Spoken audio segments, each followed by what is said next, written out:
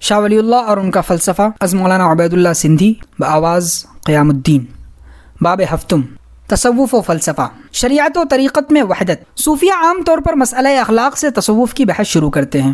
انسانی بدن میں دماغ، قلب اور جگر 3 اعضاء ہیں جنہیں علماء طب اعضائے رئیسہ کہتے ہیں۔ ارباب تصوف ان اعضاء کی ظاہری قوتوں کے علاوہ ان کی باطنی قوتیں بھی مانتے ہیں۔ ان باطنی قوتوں کا نام ان کے ہاں لطیفہ عقل، لطیفہ قلب اور لطیفہ نفس ہے، اور ان کے نزدیک ان قوتوں کی ترتیب و تحلیل سے انسان کے اندر مختلف حالات اور مقامات پیدا ہوتے ہیں۔ چنانچہ صوفی اہل قلم اپنی کتابوں میں بیشتر ان مسائل پر بڑی بسط سے بحث کرتے ہیں۔ شاہ ولی اللہ صاحب لطیفہ عقل، لطیفہ قلب اور لطیفہ نفس سے پہلے انسانی بدن میں ایک اور لطیفہ بھی تجویز کرتے ہیں۔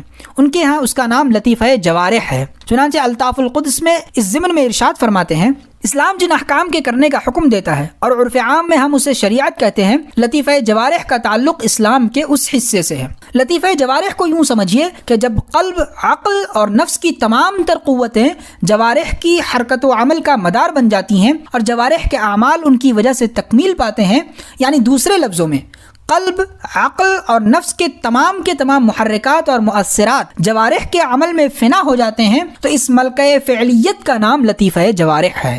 اس لطیفے کی وضاحت کے لیے مجھے ایک اونٹ کی مثال دکھائی گئی۔ یہ اونٹ موت کے قریب پہنچ چکا ہے، اس میں زندگی کی تھوڑی سی رمق باقی رہ گئی ہے اور اس کے تینوں ظاہری لطائف کمزور ہو چکے ہیں، لیکن اس کے باوجود وہ اونٹوں کی قطار میں چلا جا رہا ہے۔ اس اونٹ میں چلنے کے سوا اور کوئی قوت نہیں رہی، چنانچہ وہ قطار میں برابر قدم بڑھاتا چلا جاتا ہے، یہاں تک کہ اس کی روح نکل جاتی ہے اور وہ مر جاتا ہے، اور اسی دم وہ چلتے چلتے گر پڑتا ہے۔ یہ اونٹ جس وقت مرا ہے، عین اسی وقت وہ چلنے سے رکتا ہے۔ اس کی موت اور اس چلنے سے رکنا دونوں فعل ایک وقت میں ہوتے ہیں۔ اس مثال سے مجھ پر یہ واضح کیا گیا کہ اس اونٹ کا یہ لطیفہ جوارح فنا پذیر ہے اور شریعت کے اعمال کا اسی لطیفے سے مطالبہ کیا جاتا ہے۔ عام صوفیہ نے بدن انسانی میں ظاہری اور باطنی قوتوں کو الگ الگ مانا تو انہیں اسلام کی تعلیم کے بھی 2 حصے کرنے پڑے۔ ان کے نزدیک شریعت کا ایک خاص نصاب عمل ہے اور تصوف و طریقت اس کے علاوہ اور ماورا دوسری چیز ہے۔ پھر اس کے ساتھ انہیں اس سلسلے میں یہ بھی تسلیم کرنا پڑا کہ تصوف اور طریقت کا مسلک رسول اللہ صلی اللہ علیہ وسلم کے زمانے میں رائج نہ تھا، اور اس کا سبب وہ یہ بتاتے ہیں کہ رسول اللہ صلی اللہ علیہ وسلم کی صحبت میں اتنا نور اور برکت تھی کہ اس زمانے میں باطنی تزکیے کے لیے تصوف کی ضرورت ہی نہیں پڑتی تھی۔ ہمیں عام صوفیہ کے اس فکر میں ایک بہت بڑا نقص نظر آتا ہے۔ اگر ہم ان کے اس بیان کو صحیح مان لیں تو اس کے معنی یہ ہوں گے کہ اسلام کی شریعت اور اس کی فقہ علیحدہ چیز ہے اور تصوف اس سے الگ اور جدا ہے۔ شریعت پر عمل کر لیا تو اسلام مکمل ہو گیا، اب جس کا جی چاہے تصوف حاصل کرے اور جس کی مرضی نہ ہو وہ اس سے کوئی سروکار نہ رکھے۔ دوسرے لفظوں میں اس کا مطلب یہ ہوا کہ اسلام کے لیے صرف شریعت کافی ہے، جہاں تک تصوف کا تعلق ہے وہ ایک غیر ضروری چیز ہے۔ اب ایک طرف تو یہ کہا جاتا ہے، لیکن دوسری طرف ہم یہ دیکھتے ہیں، اور یہ ہمارا اپنا مشاہدہ اور تجربہ ہے، کہ موت کے بعد دوسری زندگی کا یقین صوفیہ کرام کی صحبت ہی میں مکمل ہوتا ہے۔ نیز اس ضمن میں یہ بات بھی واضح ہے کہ دین اسلام کی سب سے اہم اساس اللہ پر ایمان لانا ہے، اور پھر اس حقیقت سے بھی کسی کو انکار نہیں ہو سکتا کہ قرآن عظیم کے نزدیک اگر اللہ کے ایمان کے ساتھ ساتھ موت کے بعد کی زندگی پر ایمان نہ ہو تو یہ ایمان باللہ قابل اعتماد نہیں ہے۔ یہ جاننے کے بعد ہماری طبیعت میں بڑی تشویش پیدا ہوئی اور ہم اس ضغطے میں پڑ گئے کہ تصوف اور صوفیہ کے ذریعے تو ایمان بالیوم الآخر پر یقین پیدا ہوتا ہے، لیکن عجیب بات ہے کہ اسے تعلیم اسلام میں غیر ضروری چیز سمجھا جاتا ہے۔ چنانچہ ہم نے جب شاہ صاحب کی حکمت کا مطالعہ کیا تو پھر کہیں جا کر اطمینان ہوا۔ ہم انسانی زندگی کو ایک مسلسل وحدت ماننے لگے، اور ہمارے لیے اس دنیا کی زندگی اور موت کے بعد کی زندگی 2 جدا جدا چیزیں نہ رہیں، بلکہ ہم نے یہ جانا کہ یہ ایک ہی راہ کی مختلف منزلیں ہیں۔ عام ارباب تصوف بالعموم اعضائے رئیسہ کی صرف ظاہری اور باطنی قوتوں کو مانتے ہیں۔ شاہ صاحب ان کے علاوہ لطیفہ جوارح کے بھی قائل ہیں۔ لطیفہ جوارح کا مطلب یہ ہے کہ انسان میں دماغ، قلب اور جگر جو 3 اعضاء ہیں ان کے 2 رخ ہیں۔ ان کا ایک رخ تو لطیفہ جوارح کی طرف ہوتا ہے۔ لطیفہ جوارح کی اصلاح اور تکمیل شریعت کا مقصود ہے، اور اعضائے رئیسہ کی ان قوتوں کا دوسرا رخ اپنے باطن کی طرف ہوتا ہے جو ان کا اصلی منبع ہے۔ انسان کے ان لطائف کی تکمیل تصوف، طریقت اور فلسفہ کرتا ہے۔ اب بات یہ ہے کہ تمام انسان ایک سے تو ہوتے نہیں، اور سب ایک ہی جبلت لے کر تو نہیں آتے۔ ایک شخص ہوتا ہے کہ وہ شروع ہی میں چیزوں کو سمجھ جاتا ہے، لیکن دوسرے کو کافی زمانہ گزرنے کے بعد ان چیزوں کا علم حاصل ہوتا ہے۔ چنانچہ ہو سکتا ہے کہ ایک انسان بدن ہی کو اپنی انانیت کا مصداق سمجھے اور اس کا ذہن اعضائے رئیسہ کی ظاہری قوتوں کے بعد صرف لطیفہ جوارح کو آخری چیز قرار دے۔ عامۃ الناس کی یہی حالت ہوتی ہے، لیکن دوسرا انسان جو ذکی ہے وہ لامحالہ جوارح کے افعال کو عقل، اخلاق اور طبیعت کا تقاضا جان لے گا۔ اور وہ انسانیت کا مرکز اور منبع بدن نہیں بلکہ بدن سے ماورا عقل، قلب اور نفس کے لطائف کو سمجھے گا۔ انسان کے مختلف قوا کو اگر اس طرح ایک ہی سلسلے کی کڑیاں سمجھ لی جائیں اور دماغ، دل اور جگر کے ظاہری اعمال سے شروع کر کے ہم لطیفہ جوارح پر پہنچے، پھر اس سے عقل، قلب اور نفس کی باطنی قوتوں پر آئیں اور یہ سب کے سب انسانی قوا کے مختلف درجے مان لیے جائیں، تو اس کا لازمی نتیجہ یہ ہوگا کہ جس طرح یہ قوا آپس میں ایک دوسرے کے ساتھ متصل اور وابستہ ہیں، اسی طرح شریعت جو جوارح کی اصلاح اور تکمیل کرتی ہے اور طریقت جس کا کام اعلیٰ لطائف کا تزکیہ اور ترقی ہے، دونوں کی دونوں الگ الگ چیزیں نہیں رہ جائیں گی بلکہ یہ ایک چیز کے دو رنگ یا ایک درخت کے دو ثمر ہوں گے، ایک پہلے درجے پر اور دوسرا دوسرے درجے پر۔ چنانچہ جب انسانی قوا میں وحدت ہے اور شریعت و طریقت میں اتحاد ہے تو ظاہر ہے اس طرح تمام زندگی میں بھی ایک وحدت قائم ہو جائے گی۔ بے شک زندگی کی اس وحدت میں مختلف مدارج ہوں گے، جس طرح کہ ایک انسان کے قوا کے مختلف مدارج ہوتے ہیں، لیکن مدارج میں یہ اختلاف اس بنا پر نہیں ہوگا کہ یہ چیزیں الگ الگ اور ایک دوسرے سے بے تعلق ہیں، بلکہ یہ اختلاف نتیجہ ہوگا ارتقاء کی مختلف منزلوں کا۔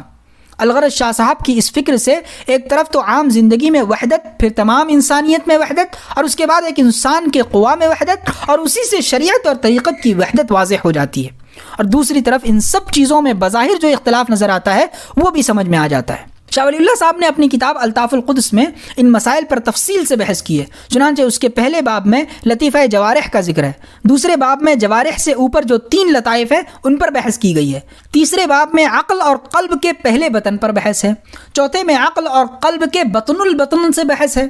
اس طرح یہ قوا جب آخری درجے پر پہنچتے ہیں تو انسان کا اس تجلی سے ربط پیدا ہو جاتا ہے جو کائنات کی مرکزی قوت کے آئینے میں ظاہر ہوئی۔ یہ مباحث اس قابل ہیں کہ انہیں بڑے غور سے پڑھا جائے، اس وقت ہمیں یہاں اس پر تفصیل سے بحث کرنا مقصود نہیں۔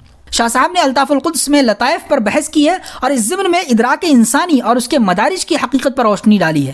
السطاعات میں آپ نے تجلی الہی کے مسئلے کی تشریح کی ہے۔ اگر تصوف اسلام کی تاریخ اور اس تاریخ کا فلسفہ پڑھنا ہو تو شاہ صاحب کی کتاب ہمعات کا مطالعہ کرنا چاہیے۔ انتباہ فی سلاسل اولیاء اللہ میں آپ نے صوفیہ کے مختلف طریقوں کی تفصیل لکھی ہے۔ حاشیہ: کتاب الانتباہ کے 2 حصے ہیں، یہاں مراد حصہ اول سے ہے اور دوسرا حصہ حدیث اور فقہ سے متعلق ہے جو ابھی تک شائع نہیں ہوا۔ حضرت مولانا فرماتے ہیں کہ مکہ معظمہ میں ہم نے اس کا ایک صحیح نسخہ دیکھا ہے جو بے شمار لطائف پر مشتمل ہے۔ کاتب حقیر کو توقع ہے کہ اس کی نقل اسے مل سکے گی۔ وما ذلک علی اللہ بعزیز، محمد نور الحق علوی۔ متن: شاہ صاحب نے اپنے والد ماجد سے طریقت کی جس طرح تحصیل کی اس کا بیان آپ کی کتاب قول جمیل میں ہے۔ انفاس العارفین میں آپ نے اپنے والد اور چچا کے سوانح حیات، جن کو شاہ صاحب کے فلسفے اور تصوف کی روح کہنا چاہیے، لکھے ہیں۔ انفاس العارفین کے ساتھ ساتھ اگر شیخ عبدالحق دہلوی کی اخبار الاخیار اور مولانا جامعی کی نفحات الانس کا مطالعہ کر لیا جائے تو تصوف اسلام کی پوری تاریخ سامنے آ جائے گی۔ ایرانیت اور تصوف اسلام ہم بڑی تفصیل سے اوپر لکھائے ہیں کہ ایرانی جب مسلمان ہوئے پھر عباسی خلافت کے زمانے میں انہوں نے اسلامی اجتماع میں برابر کے شریک کی حیثیت سے شرکت کی تو اس مسلمان ایرانی تہذیب کے زیر اثر فقہ حنفی کی تدوین ہوئی تھی۔ اسی طرح ایرانی مسلمانوں کے پرانے فلسفے نے عباسیوں کے دور میں اسلامی رنگ میں رنگے جانے کے بعد جب دوبارہ جنم لیا تو اس کا نام تصوف ہوا۔ ہمارے نزدیک جس طرح فقہ حنفی اسلام کا ایک ضروری جز ہے، اسی طرح ہم تصوف کو بھی اسلام کا ایک حصہ مانتے ہیں۔ آریائی قوموں میں تہذیب کے 2 عنصر مانے جاتے ہیں، ایک عنصر تو قانون یا فقہ ہوتا ہے جسے ان کا کوئی مقنن یا مجتہد ترتیب دیتا ہے، مثلا ہندوؤں میں اس طرح منو جی کا دھرم شاستر ہے۔ تہذیب کا دوسرا عنصر ان کے یہاں فلسفہ مانا جاتا ہے۔ اس فلسفے کے بھی ان کے نزدیک 2 رخ ہیں، ایک کی بنیاد بحث و استدلال پر سمجھی جاتی ہے اور دوسرے رخ میں وجدان اور اشراق کو اصل مانا گیا ہے۔ اول الذکر کو مشائی کہا جاتا ہے اور دوسرے کا نام اشراقیت ہے۔ یہ فلسفہ جس طرح ہندوستان میں تھا اسی طرح ایران اور یونان میں بھی موجود تھا۔ ہمارے نزدیک آریائی تہذیب کے یہ تینوں مرکز ایک ہی طرح کا فکر رکھتے ہیں۔ بہرحال ایرانی جب مسلمان ہوئے تو ان کے جو مشائی فلسفی تھے انہوں نے تو علم کلام پیدا کیا اور جو اشراقی حکماء تھے انہوں نے تصوف کی تدوین کی۔ مشائیت اور اشراقیت آریائی قوموں کی ذہنیت کے لوازم میں سے اور ظاہر اسلام لانے کے بعد یہ قومیں اپنی اصلیت تو نہیں کھو سکتی تھی۔ الغرض آریائی فکر نے اسلام کی تربیت حاصل کرنے کے بعد تصوف پیدا کیا۔ نیز ان قوموں میں یہ ہوتا چلا آیا ہے کہ جب ان کے ہاں حکومت اور شہنشاہی پیدا ہوئی اور ان کو قانون اور ضابطے کی ضرورت کا احساس ہوا تو انہوں نے قانون اور فقہ کی بنا ڈالی۔ ہندوستان، ایران اور یونان، ان سب ملکوں میں اس طرح کا قانون مکتوب اور غیر مکتوب شکل میں موجود تھا۔ یہ قومیں جب مسلمان ہوئی تو انہوں نے اسلام کی تعلیم کے اس حصے کو جو ظاہری اعمال سے متعلق تھا اور اس کے پیش نظر انسانی جوارح کی تہذیب تھی، قانونی شکل میں مرتب کر لیا۔ اسی کا نام امام الائمہ ابو حنیفہ کی فقہ ہے۔ جوارح کے بعد لطیفہ عقل آتا ہے۔ اس کی تہذیب اور اصلاح کے لیے ان لوگوں نے فلسفہ مشائیت یعنی علم کلام کی طرح ڈالی، اور آخر میں اس عقل کا بھی ایک اور ترقی یافتہ درجہ ہے جسے عقل کا بطن کہا جاتا ہے۔ اس کی تہذیب کے لیے جو علم بنا اس کا نام حکمت، تصوف یا فلسفہ اشراقیت ہے۔ اسلام خلافت راشدہ کے زمانے میں پہل سرزمین ایران میں داخل ہوا۔ اس کے بعد تقریباً 100 سال ایرانیوں کو اسلام کے اپنانے میں لگے۔ عباسی آئے تو ایرانی مسلمان ان کے دست و بازو بن کر اسلامی سیاست کی باغ سنبھالنے کے قابل ہو گئے تھے۔ اسلامی اجتماع کا مرکز جب بغداد بنا ہے تو ایرانی اسلام کو بالکل اپنا چکے تھے، یا دوسرے لفظوں میں اسلام نے ایرانی دل و دماغ پر پورا قبضہ کر لیا تھا۔ اب اسلام ایرانی قوم کو نیا برگ و بار دیتا ہے، وہ ان کی خفتہ صلاحیتوں کو ابھارتا ہے اور انہیں اسلام کی خدمت کے راستوں پر ڈال دیتا ہے۔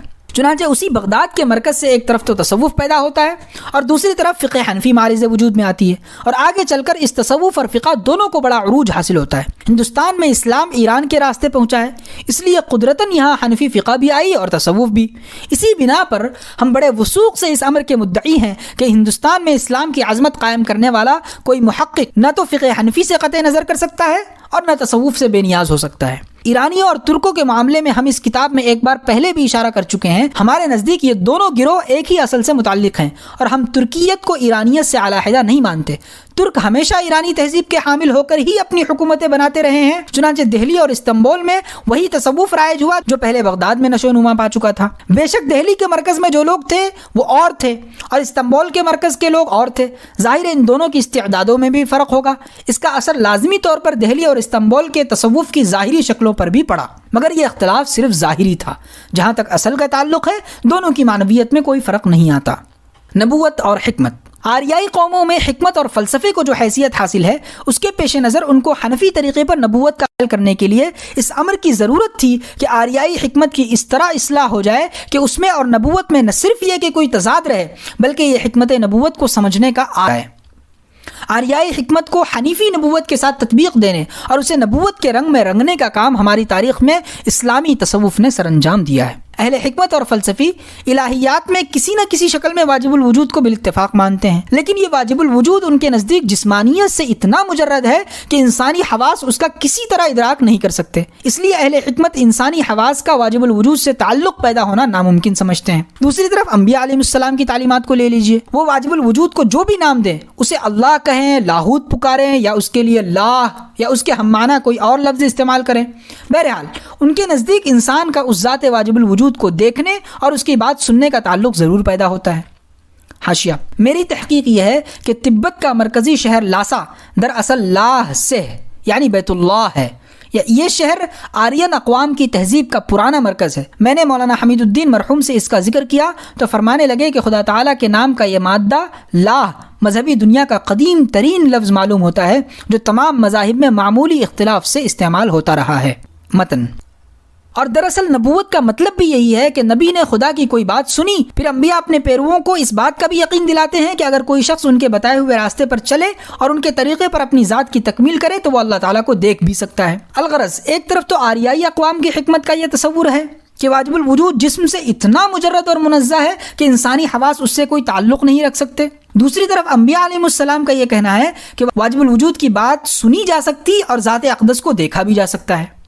ظاہر آریائی فکر اور حنیفی طریقے میں یہ اختلاف موجود ہے۔ اب اگر آریائی ذہن کو نبوت کی بات سمجھانی مقصود ہے اور اسے اگر واقعی حنیفی طریقے کا اس طرح قائل کرنا ہے کہ اس کی طبیعت از خود نبوت کو ماننے کے لیے آمادہ ہو جائے تو اس امر کی ضرورت ہوگی کہ آریائی فکر اور حنیفی طریقے میں جو اختلاف بتایا جاتا ہے اسے رفع کیا جائے اور دونوں میں مطابقت پیدا کی جائے۔ شاہ ولی اللہ صاحب کے تصوف کا کمال یہ ہے کہ وہ مسئلہ تجلی کے ذریعے سمجھا دیتے ہیں کہ انسان کس طرح واجب الوجود کی جو جسم سے منزہ اور مجرد ہے بات سن سکتا اور اسے دیکھ سکتا ہے۔ واجب الوجود کی تجلی جس مظہر پر عکس ریز ہوتی ہے وہ مظہر اس تجلی کے رنگ میں اس طرح رنگا جاتا ہے کہ یہ تجلی من وجہ واجب الوجود ہی کا عین ہو جاتی ہے۔ چنانچہ اس مظہر کے واسطے سے جب ہم تجلی سے تعلق پیدا کرتے ہیں تو ہمارا یہ کہنا صحیح ہوتا ہے کہ ہم اللہ تک پہنچ گئے۔ نیز واجب الوجود کی اس تجلی کو ہماری عقل اور ہمارے حواس باطنہ کا بطن ادراک کر سکتا ہے۔ اس حالت میں ہم یہ کہہ سکتے ہیں کہ ہم نے خدا تعالیٰ کو دیکھا یا اس کی بات سنی۔ شاہ ولی اللہ صاحب کی اس تطبیق سے آریائی فلسفی حکمت اور سامی نبوت میں جس اختلاف کا ہم پہلے ذکر کرائے ہیں اس طرح رفع ہو جاتا ہے۔ آریائی حکمت اور سامی نبوت میں اس اختلاف کو رفع کرنے کی خود ہمیں اس لیے ضرورت پڑی کہ جب سے ہم نے اپنی زندگی کا مقصد عام عقل مندوں کو، خواہ وہ مسلم ہو یا غیر مسلم، اسلام کی تبلیغ کرنا بنایا ہے، اس وقت سے ہمیں محسوس ہوا ہے کہ دنیا کے ان دو اعلیٰ فکروں میں جو بالعموم تضاد پایا جاتا ہے، جب تک اس کو دور نہ کیا جائے عقل مندوں کو اسلام کی حقیقت سمجھانا مشکل ہے۔ چنانچہ ہم نے تعلیم یافتہ نوجوانوں کو پہلے تو شاہ صاحب کی حکمت کا یہ اساسی اصول سمجھایا اور پھر انہیں شاہ ولی اللہ صاحب کی لکھی ہوئی تصوف کی چند کتابیں پڑھائیں۔ اس کے بعد ہم نے دیکھا کہ وہ شاہ صاحب کے ان علوم کی ویسی ہی ضرورت محسوس کرتے ہیں جیسا کہ ایک عامی مسلمان کہ جب وہ نماز پڑھنے کا ارادہ کرتا ہے تو اس کے لیے فقہ کا سیکھنا ضروری ہوتا ہے۔ تصوف کی اہمیت یہ ہے اسلامی تصوف۔ عام عقل مندوں کو خواہ وہ مسلم ہو یا غیر مسلم، اسلام کا نقطۂ نظر سمجھانا اس تصوف کی مدد سے کس قدر آسان ہو جاتا ہے وہ آپ نے دیکھ لیا۔ اب خود شاہ ولی اللہ صاحب کے نزدیک اس تصوف کی کتنی اہمیت ہے اس کا اندازہ آپ شاہ صاحب کی اس عبارت سے کر لیجئے۔ حاشیہ تفہیمات جلد نمبر 2 صفحہ نمبر 202 متن: وہ ہمارے گروہ میں سے نہیں جس نے کتاب اللہ پر غور نہ کیا ہو اور نبی کریم صلی اللہ علیہ وسلم کی احادیث میں فہم و بصیرت حاصل نہ کی ہو۔ وہ ہم میں سے نہیں جس نے ایسے علماء کی صحبت ترک کر دی ہو جو صوفیہ ہیں اور انہیں کتاب و سنت میں درک ہے۔ وہ ہم میں سے نہیں جو ایسے اصحاب علم سے کنارہ کش ہو گیا ہو جو تصوف میں بہرہ رکھتے ہوں اور ایسے محدثین کی صحبت میں نہ بیٹھے جو محدثین کے ساتھ ساتھ فقہ بھی ہوں۔ وہ ہم میں سے نہیں جس نے ایسے فقہ کی صحبت ترک کر دی ہو جو علم حدیث بھی جانتے ہیں۔ باقی رہے جاہل فقہ اور جاہل علماء جو تصوف کا انکار کرتے ہیں تو یہ دونوں کے دونوں چور اور رہزن ہیں اور ان سے بچنا چاہیے۔ خدا تعالیٰ سے دعا ہے کہ وہ ہمیں ان لوگوں کے زمرے میں شامل کرے جو اس کی اطاعت کرتے ہیں اور اس کی رضامندی چاہتے ہیں اور اس کے ساتھ کسی اور کو شریک نہیں بناتے۔ بے شک ہم اس کے لیے ہیں اور اس کی خوشنودی چاہتے ہیں۔ والسلام۔ ہندوستان کے باہر دوسرے اسلامی ملکوں میں اپنی اپنی قوموں میں تجدید و اصلاح کرنے کا فکر رکھنے والے پچھلی صدی میں جو علماء ہوئے ہیں ان میں سے جن تک شاہ ولی اللہ صاحب کے علوم قرآن و حدیث و فقہ کی تحقیقات پہنچی وہ سب ان کی قدر کرتے رہے، لیکن ان لوگوں کے لیے شاہ صاحب کے تصوف کو ماننا گرا گزرتا تھا۔ ان کا خیال تھا کہ اس تصوف کو ماننے سے ہم ایرانیت اور ہندیت کی طرف جا رہے ہیں۔ بات یہ ہے کہ بیرون ہند کے ان علماء کے نزدیک سامی اور آریائی قوموں میں اس طرح کا تضاد ماننا اور اس تضاد پر زور دینا ایک ضروری امر تھا۔ اس تضاد سے دراصل ان کی قومی برتری ظاہر ہوتی تھی اور آریائی فکر فروتر ثابت ہوتا تھا۔ ان حالات میں بھلا کیسے ممکن تھا کہ وہ شاہ صاحب کے تصوف کو قبول کرنے کے لیے تیار ہوتے؟ کیونکہ اس تصوف کا تو اساسی فکر یہ تھا کہ سامی اور آریائی ذہن کے اس تضاد کو رفع کر کے دونوں کو ایک سطح پر لے آئے، اور یہ اس کے نزدیک اسلام کی بہت بڑی خدمت تھی۔ دوران قیام حجاز میں ہمیں اس خیال کے لوگوں سے کافی واسطہ پڑا۔ شروع میں بے شک یہ لوگ شاہ صاحب کے تصوف کو اچھی نظروں سے نہ دیکھتے تھے، لیکن جب ہم نے انہیں بتایا کہ آریائی ذہنیت رکھنے والی قوموں کو سامی نبوت کی حقیقت سمجھانے سے کتنے بلند اور اعلیٰ مقاصد حاصل ہو سکتے ہیں اور اس طرح انسانیت بحیثیت مجموعی کس قدر ترقی کر سکتی ہے، نیز ہم نے انہیں بتایا کہ آریائی ذہن کو سامی نبوت سے ہم آہنگ کرنے کا صرف یہی ایک طریقہ ہے جو شاہ صاحب نے اپنے تصوف کے ذریعے پیش کیا ہے، تو ہماری ان باتوں سے وہ متاثر ہوئے اور شاہ صاحب کے دوسرے علوم کی طرح علم تصوف کی بھی قدر کرنے لگے۔ لیکن یہ کہ شاہ صاحب کے اس تصوف کو پڑھنے اور اس کا احاطہ کرنے کے لیے وہ اپنا وقت صرف کریں، ہم نے اتنی وسعت قلب افسوس کے ساتھ کہنا پڑتا ہے ان میں نہیں دیکھی۔ بدقسمتی سے ہمارے ہاں بیرون ہند کے ان علماء کی کتابوں اور ان کے افکار کا گزشتہ سالوں میں بڑا پروپیگنڈا کیا گیا ہے۔ یہ علماء جیسا کہ ہم ابھی لکھ آئے ہیں سامی قوموں کی برتری اور آریائی اقوام کی فروتری کو اصل اساس مانتے تھے۔ اسی بنا پر ان کو ہمارے تصوف سے اتفاق نہ تھا اور انہیں شاہ ولی اللہ صاحب کے تصوف سے بھی ایرانیت اور ہندیت کی بو آتی تھی۔ ظاہر ہے کہ ان کے نزدیک ایرانیت اور ہندیت ایسی چیزیں نہ تھیں جن کا اسلام سے کوئی تعلق ثابت ہو سکے۔ چنانچہ جب ان علماء کی کتابوں اور ان کے افکار کا ہندوستان کے مسلمانوں میں پروپیگنڈا ہوا تو فطری بات تھی کہ اس میں تصوف کو قطعی طور پر نظر انداز کیا جاتا، اور نہ صرف نظر انداز کیا جاتا بلکہ اس کو خلاف اسلام ثابت کرنے کی کوششیں ہوتی۔ غرضے کہ سب کچھ ہوا اور اسی کا نتیجہ ہے کہ ہمارے وہ ہندوستانی اہل علم جو اس پروپیگنڈے کا شکار ہوئے وہ تصوف کو مشتبہ نظروں سے دیکھنے لگے۔ حالت یہ ہوئی کہ ہم خود اپنے ائمہ کی تعلیمات سے بے تعلق ہو گئے اور ان سے کما حق استفادہ نہ کر سکے۔ اسلام اور ہندوستانیت۔ ہم نے ہندوستان سے باہر دوسرے اسلامی ملکوں میں اپنی سیاحت اور قیام کے دوران میں دیکھا ہے کہ ایک عرب اگر اپنے مسلمان ہونے پر فخر کرتا ہے تو اسے اتنا ہی اپنے عرب ہونے کا بھی فخر ہوتا ہے، اور یہی حال ایرانی اور ترک کا بھی ہے۔ مگر ایک ہندوستانی مسلمان کو جب دوسرے اسلامی ممالک میں جانے کا اتفاق ہوتا ہے تو اسے اپنی ہندوستانیت سے نفرت سی محسوس ہونے لگتی ہے۔ اس کی وجہ ہمارے نزدیک یہ ہے کہ اس کے ذہن میں ہندوستانیت اور اسلام دو الگ الگ چیزیں ہیں۔ چنانچہ جب اسے اپنے مسلمان ہونے پر بزعم خود یقین ہوتا ہے تو وہ اپنے ذہن سے ہندوستانیت کو خارج کرنا ضروری سمجھتا ہے۔ اس کا سبب معلوم کرنا زیادہ دشوار نہیں۔ بات یہ ہے کہ عام طور پر ہمارے ہاں کے مسلمان بیرون ہند کے علماء اور ائمہ کی کتابوں اور ان کی تعلیمات سے اسلام سیکھتے ہیں۔ اس کا لازمی نتیجہ یہ ہے کہ ان کے ذہن میں شعوری اور غیر شعوری طور پر یہ بات راسخ ہو جاتی ہے کہ اسلام اور اس کی تعلیمات کے مرکز سارے کے سارے ہندوستان سے باہر ہی ہیں۔ ہمارے خیال میں ہندوستانی مسلمانوں کے لیے اس طرح کا فکر رکھنا نہایت مضر ہے۔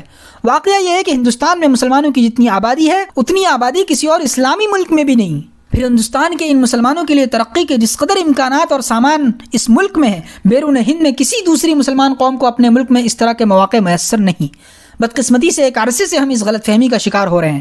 ہم نے غلطی سے اسلام اور ہندوستانیت کو ایک دوسرے کا مخالف اور غیر سمجھ لیا ہے، اور اسی لیے ہندوستانی مسلمانوں کی اتنی بڑی قوم ترقی کے راستے سے بھٹک گئی ہے۔ ہندوستانی مسلمانوں کے اس مرض کا علاج ہماری سمجھ میں اس طرح ہو سکتا ہے کہ وہ دین اسلام سمجھنے اور اس کی تعلیم کے معاملے میں اپنے ہاں کے ہندوستانی ائمہ پر اعتماد کرنا سیکھیں۔ لامحالہ طور پر اس سے یہ ہوگا کہ جب ان کے دل و دماغ میں ان ہندوستانی ائمہ کے ذریعے اسلام پہنچے گا تو جتنی عزت ان کے دلوں میں اسلام کی بڑھتی جائے گی، اسی قدر وہ ان ائمہ کی فضیلت اور شرف کو مانتے جائیں گے۔ اس کے ساتھ ساتھ ان کی نظروں میں ہندوستانیت کا بھی وقار پیدا ہوگا اور وہ اسے محترم اور قابل عزت چیز سمجھنے لگیں گے۔ چنانچہ ایک ہندوستانی مسلمان میں اس فکر کے زیر اثر سب سے پہلے اپنے ملک میں ترقی کرنے کا خیال پیدا ہوگا۔ یہ چیز اس کے نزدیک پہلے درجے پر ہوگی اور دوسری قوموں کے ساتھ مل کر ترقی کرنے کا فکر دوسرے درجے پر آ جائے گا۔ ہماری سمجھ میں آج ہندوستانی مسلمانوں کے لیے صرف یہی راہ نجات ہے۔ یہ ہے ہماری آج کی سب سے بڑی ضرورت، اور یہی ہندوستانی مسلمانوں کے لیے اس زمانے میں سب سے اہم شے ہے۔ اسی بنا پر ہم شاہ ولی اللہ صاحب کی شخصیت پر اتنا زور دیتے ہیں اور ہندوستانیوں میں ان کے علوم کا تعارف کرانے میں اس قدر کوشاں ہیں۔ بے شک ہندوستانیت ہمارے نزدیک ایک محترم اور قابل عزت چیز ہے اور ہمیں اپنی ہندوستانیت پر واقعی ناز ہے، لیکن ہماری اس ہندوستانیت کا مطلب یہ ہے کہ ہم ہندوستانی ہیں اور مسلمان ہیں، اور یہ اسلام ہم نے شاہ ولی اللہ سے سیکھا ہے، جو ہندوستانی تھے، دہلوی تھے، اسی سرزمین میں پیدا ہوئے اور یہیں دفن ہوئے۔ اس طرح ہمارے نزدیک اسلام اور ہندوستانیت دو الگ چیزیں نہیں رہیں، بلکہ شاہ ولی اللہ کے طفیل ہم نے ہندوستانیت کو اسلام میں سمو لیا ہے، اور ہم جس قدر اپنے مسلمان ہونے پر فخر کرتے ہیں اسی قدر ہندوستانی ہونے پر بھی ہمیں فخر ہے۔ انسانی اجتماعیت اور اقتصادیات۔ شاہ صاحب کے فلسفے کے اساسی اصول پیش نظر رکھتے ہوئے ان کی شہرۂ آفاق تصنیف حجت اللہ البالغہ کا مطالعہ کیا جائے تو یہ امر واضح ہو جاتا ہے کہ شاہ صاحب کے نزدیک انبیاء علیہ السلام کی تعلیمات نے جس طرح انسان کی باطنی استعدادوں کے تزکیہ اور ان کی اصلاح کے بعد اسے اس قابل بنایا ہے کہ وہ اللہ تعالیٰ کی رؤیت کا اہل ہو سکے، اسی طرح انہوں نے تہذیب جوارح کا فرض بھی ادا کیا۔ شاہ صاحب کی رائے میں نبوت کا مقصد انسان کی پوری زندگی کی اصلاح اور تہذیب ہے۔ حسنۃ فی الدنیا اور حسنۃ فی الآخرہ دونوں پر حاوی اور دونوں کی نگراں ہیں۔ نبوت کی اگر یہ تعریف سمجھ میں آ جائے تو نبوت کے متعلق ابن خلدون نے جو نظریہ پیش کیا ہے اس کا غیر صحیح ہونا صاف نظر آ جائے گا۔ ابن خلدون کی رائے یہ ہے کہ انسان کو نبوت کی ضرورت فقط اس زندگی کے بعد جو آخرت کی زندگی ہے اس کے امور معلوم کرنے کے لیے پڑتی ہے۔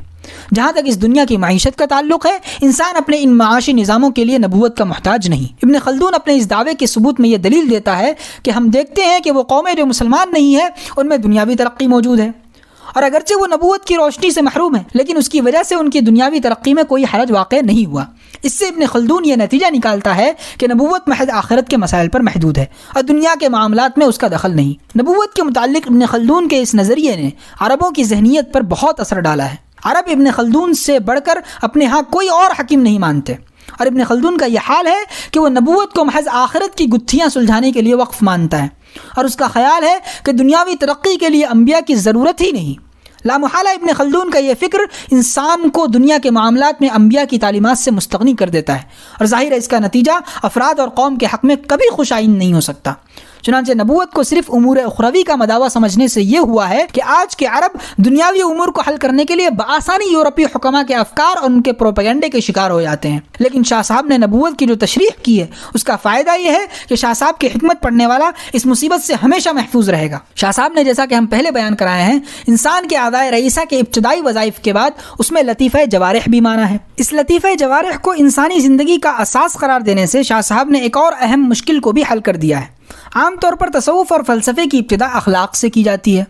وہ انسان کو حیوانی زندگی کے لیے اقتصادی ضروریات بے شک ضروری مانی جاتی ہیں، لیکن انسانیت کی اعلیٰ زندگی کا جو تصوف اور فلسفے کا موضوع ہے اقتصادی ضروریات کے ساتھ براہ راست تعلق تسلیم نہیں کیا جاتا۔ انسانی زندگی کو اس طرح سمجھنے کا اثر یہ ہوا کہ ہماری سیاست بالکل کھوکھلی ہو گئی ہے۔ ہمارے ہاں کے عقل مند اور وہ لوگ جو زیادہ بااخلاق مانے جاتے ہیں سیاسی سرگرمیوں سے الگ رہنا انسانیت کا کمال سمجھتے ہیں۔ چنانچہ ان کے نزدیک سیاست جو زندگی کے روزمرہ کاموں کو سلجھانا اپنا مقصد قرار دیتی ہے، ایک ادنیٰ اور ناقابل التفات چیز ہے۔ اس کے برعکس شاہ صاحب نے حجت اللہ البالغہ میں متعدد مواقع پر اس امر کی وضاحت کی ہے کہ انسان کی اخلاقی زندگی کا دار و مدار بہت حد تک اس کی اقتصادی زندگی کے حسن انتظام پر ہوتا ہے۔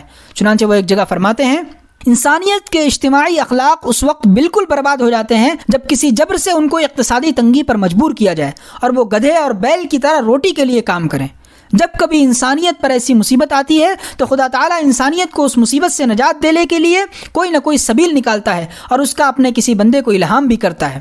فرعون کی ہلاکت، قیصر و کسریٰ کی تباہی اسی اصول پر نبوت کے لوازم میں سے شمار ہوتی ہے۔ اگر انسانی زندگی کو اس کی اقتصادی ضروریات سے لے کر اس کی اعلیٰ اور ترقی یافتہ شکل تک ایک ہی سلسلے کی کڑیاں سمجھی جائیں تو اس انسانی زندگی کے لیے جو بھی فلسفہ بنے گا وہ مکمل ہوگا اور وہ تمام زندگی کو بحیثیت مجموعی ایک وحدت سمجھ کر اس کے لیے نظام مرتب کرے گا۔ اس لیے انسان کی اجتماعی زندگی کے لیے ایک ایسا اقتصادی نظام ہونا چاہیے جو اس کی اقتصادی ضروریات کو پورا کرے۔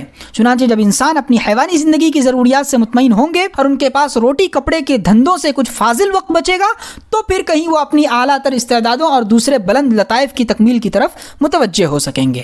ان حالات کے پیش نظر اگر یہ کہا جائے کہ جو نظام فکر یا فلسفہ اقتصادی زندگی کی ضرورتوں کو نظر انداز کرتا ہے وہ فلسفہ نہ تو مکمل ہے اور نہ صحیح، تو یہ کہنا بیجا اور نہ درست نہ ہوگا۔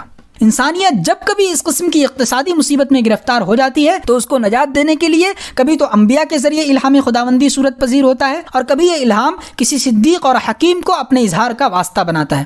چنانچہ ان کی کوششوں سے جب اجتماع انسانی کا یہ اقتصادی نظام درست ہو جاتا ہے تب کہیں جا کر انسانیت کے سامنے اپنے اخلاق کی تکمیل کے لیے راستہ کھلتا ہے۔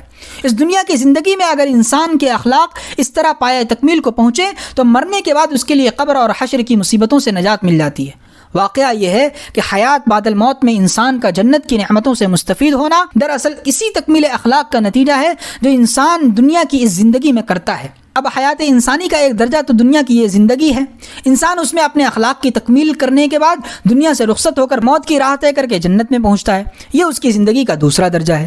یہاں پہنچ کر اس کی ترقی کا قدم رک نہیں جاتا، وہ اور آگے بڑھتا ہے اور زندگی کے تیسرے درجے میں قدم رکھتا ہے، یہاں اسے رؤیت رب العالمین کی سعادت کبریٰ سے سرفراز ہونے کی صلاحیت حاصل ہوتی ہے۔ آپ نے دیکھا کہ کس طرح انسانی زندگی کی ابتدا سے لے کر اس کے آخری درجے تک اس حکمت کا سلسلہ کہیں نہیں ٹوٹتا، اور شاہ صاحب کا نظام فکر اتنا جامع، عالمگیر اور ہماگیر ہے کہ وہ انسان کی ابتدائی ضروریات سے، جنہیں ہم حیوانی زندگی کے لوازم کہتے ہیں، لے کر انسان کی ترقی کی آخری اور ارفع ترین منزل تک جتنے ارتقائی مراحل اور مقامات ہیں ان سب کو اپنے اندر لے لیتا ہے۔ اب اگر اس نظام فکر کی اساس نبوت کو مان لیا جائے اور جہاں نبوت نہ ہو وہاں انبیاء کے پیرووں میں سے صدیق اور حکیم کا یہ کام کریں تو اس تشریح کے بعد نبوت انسانیت کے لیے کس قدر فطری چیز بن جاتی ہے۔ اور جیسا کہ عام طور پر غلطی سے یہ سمجھا جاتا ہے کہ نبوت کا کام صرف اس زندگی کے بعد کے مسئلوں کو ہی حل کرنا تھا، اس کی بھی تردید ہو جاتی ہے۔ پھر نبوت کی تعلیم صحیح معنوں میں حسنۃ فی الدنیا اور حسنۃ فی الآخرت کی حامل بھی بن جاتی ہے۔ یہ ہے شاہ ولی اللہ صاحب کی حکمت اور ان کے فلسفے کی روح جس کا ہم نے ان صفحات میں تعارف کرایا ہے۔ تحدیث نعمت۔ شاہ صاحب تحدیث نعمت کے طور پر اپنے رفیق شاہ محمد عاشق صاحب سے، جن کا نام علی تھا، ایک موقع پر فرماتے ہیں اور کس قدر بجا فرماتے ہیں، علی من می شناسم ای گوہر دزدان حکمت را، علی من می شناسم ای گوہر دزدان حکمت را، فلا تو آہ گرمی دید یونانے کے من دارم۔